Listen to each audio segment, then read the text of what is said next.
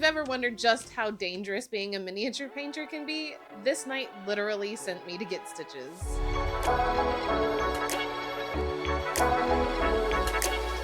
So when I tell you guys that I put my blood, sweat, and tears into all of the models that I paint, I'm not even kidding, and I have the video evidence to back that up. This model cost me half a morning in the ER, 5 stitches, and a good hard lesson in knife safety. So let's get started. Alright, real quick, this video is sponsored by Nerdist Miniatures, which is also my company, so technically I bullied myself into sponsoring my own video. Do you have a pile of shame the size of a small mountain? Did you buy a giant Warhammer model thinking, yeah, I can totally paint that, and now it's just been sitting in a box judging you for 6 months? Good news! Nerdist Miniatures offers commission painting so that your army can actually make it to the tabletop instead of, well, just being potential. We also offer high detail 3D printing for any minis, bits, terrain, and custom projects. Basically all of the cool stuff your hobby brain wants, but your 3D printer refuses to print correctly. So if you want beautifully painted minis, custom prints, or help conquering that pile of shame, contact us over at Nerdist Miniatures. The link's in the description. Now, let's get back to the hobby chaos. So we received this commission request from our website for this Cerastus Knight with chrome armor, hot rod flames, a custom lava base, you know, just the works. The thing was, he had already been previously painted at some point and then primed over again. He was already attached to the base. There was just a lot going on with this model already, so we had to start with some cleanup and trying to remove him from the base, which is where we run into our first problem. So, lesson number 1.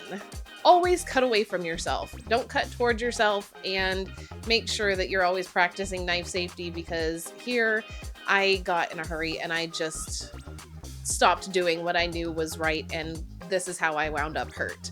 With 5 stitches in my thumb, a scar that'll last a lifetime, and a very hard lesson.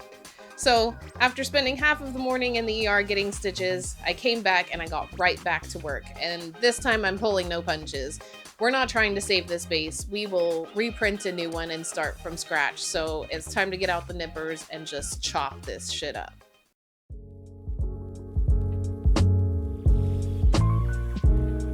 So now that we've got him off of the base and we've got him in a bunch of different pieces, we're gonna make sure that all of these little fingerprints and everything from whoever primed him previously get removed. And what I did is I took acetone on a paintbrush and just kind of smoothed these out. That way we don't have to go in and make any cuts on it or remove all of the paint with paint remover, because this has so many little creases and crevices that if we do a paint remover, we're never going to get everything and it's going to leave the model in worse condition. So we go in and we smooth out all of these little areas so that we can start off repriming this in a much smoother way. So after that, I'm gonna prime it in black and then hit it with our Vallejo metal colors for our chrome effects, and we're gonna take it back to the painting table. So here I'm just gonna try to take a pencil and outline where I want all of my flames to be, but I really don't like the way it turned out, so we're just gonna absolutely freehand this from start to finish, starting with a white base coat and just get in there. 3 hours later. Now, I tried to just paint these. I thought that I was going to be able to just paint them by hand and everything, but I really didn't like the way it turned out, and I thought it looked a little bit funny. Turns out I had my colors upside down. So we're just going to take some liquid latex and a toothpick, and we're going to mask out all of the black parts, leaving just the white flame parts. Then we're going to take some AK elastic putty and we're going to mask off all of the big parts that we don't want to get any overspray, and start with a dark red for our flames. After that, we're going to take various yellows and oranges and build up a nice gradient to make that beautiful flame color. And here, my husband would like me to make note of my perfect camera angles. He loves it when I do this, and he gets to make fun of me, so yeah.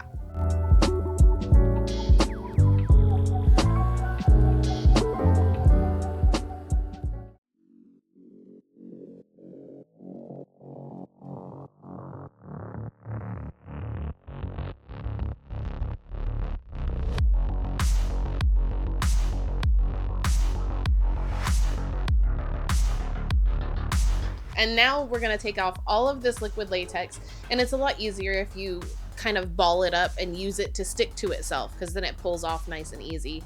We're gonna go in and clean up all of the little edges that still need a little bit of cleaning, and then we're gonna take this nice kind of electric-y blue and outline all of it, because it contrasts really nicely with the orange and really gives it that hot rod flames look.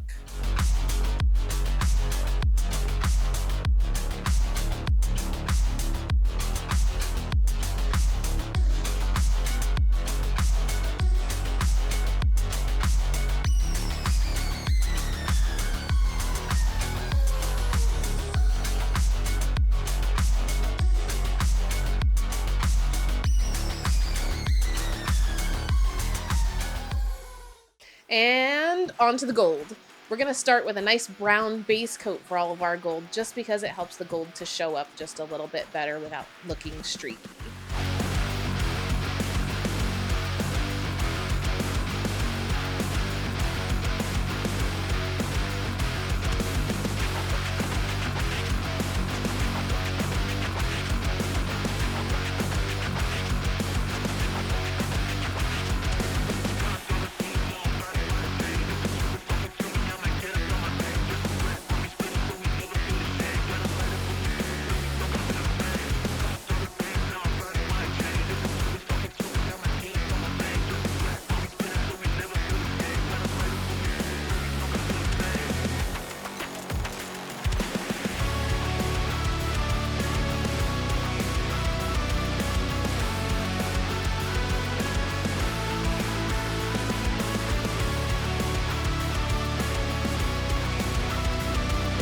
And who doesn't love a good oil wash? We're gonna take a little bit of Payne's Gray and we're gonna mix it with some mineral spirits and do an oil wash over all of the chrome, just so that we get some nice shadows built up and it still looks clean. It doesn't look dirty.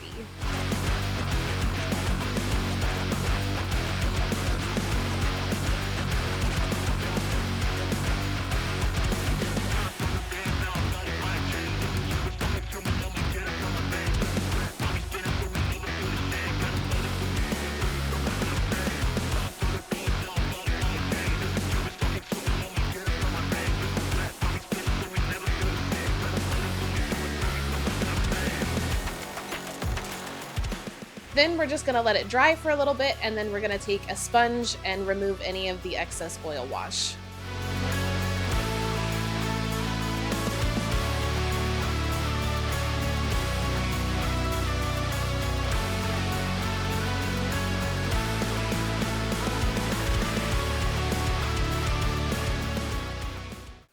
And now we are on to the base. Oh my god, this thing turned out so cool. We're gonna start by trying to find the perfect pieces of cork to elevate this model up off of the base and give us nice big platforms for it to stand on above the lava.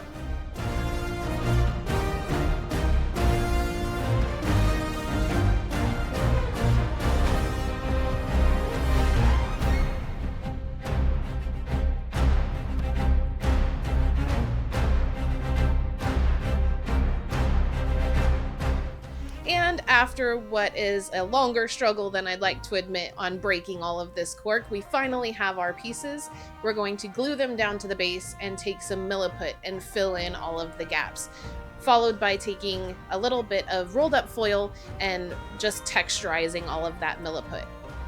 Then we're going to take all of our 3D bits that we wanted, some of our citadel heads and skulls and other 3D printed pieces, and kind of bury those into the milliput so it looks like the skulls have been eaten up a little bit by the lava.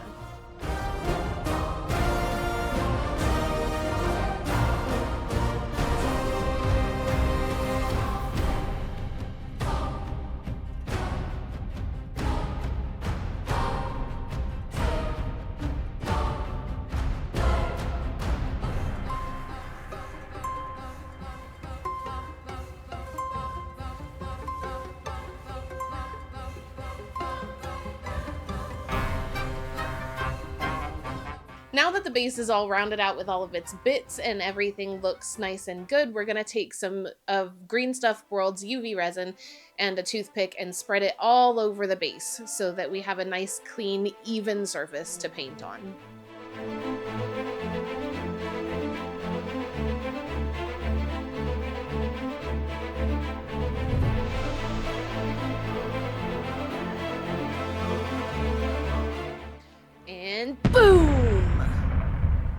it's painted. Now, if you want to see a full tutorial on how we painted this base, we will upload that to Patreon later, but until then, let's move along. And now we're just going to dry brush some dark reds on the rocks so they're not so boring and plain, and then it's time for a montage on finishing the base. So let's go.